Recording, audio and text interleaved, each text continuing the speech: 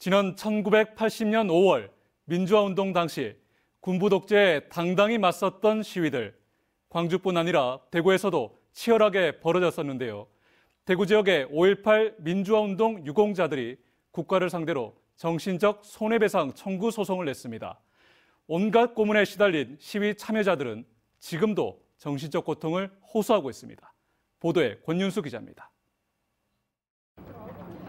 5.18 민주화운동 당시 대구에서도 군부 세력에 저항하는 민주화운동이 들불처럼 번졌습니다.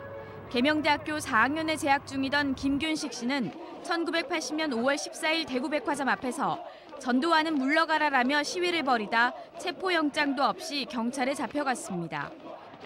54단과 국군 보안사령부의 불법 구금대, 물고문과 전기고문 등 입에 담지도 못할 온갖 가혹행위를 당했습니다.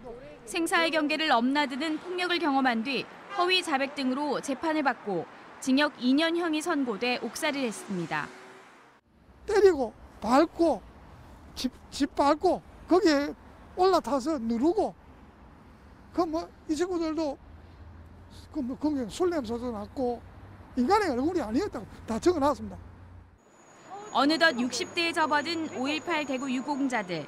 시위에 참여했던 당시 계명대 학생 16명은 40여 년 삶이 송두리째 망가졌다며 국가에 정신적 손해배상 2억 100원씩을 청구하는 소송을 냈습니다.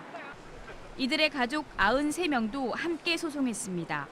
부모와 배우자, 형제자매들은 오랫동안 불법 사찰을 당했고 연좌제에 묶여 취업도 제대로 못했습니다. 연좌제의 고리는 자녀에게도 대물림됐습니다. 부모님 그리고 형제 자매분들이 큰 피해를 입었습니다. 체포 구금되고 나서 2달이 넘는 기간 동안 아무런 고지도 받지 못하고 아들 또는 딸들의 생사를 확인조차도 못했습니다. 가해 책임자인 전두환을 상대로도 소송할 계획이었습니다. 하지만 그가 사망하면서 피고에서 제외했습니다. 대구 유공자들은 이른바 5.18 보상법에 따라 고문으로 인한 물질적 피해 보상을 받았지만 정신적 피해는 보상받지 못했습니다.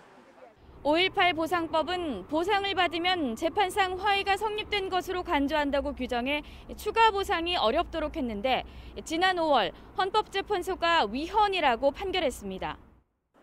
이 판결 이후 국가에 정신적 피해 보상을 청구하는 소송이 전국에서 제기되고 있습니다. 대구에서도 이번 계명대 피해자뿐 아니라 영남대, 경북대 피해자들도 소송을 준비하고 있습니다. MBC 뉴스 권윤수입니다.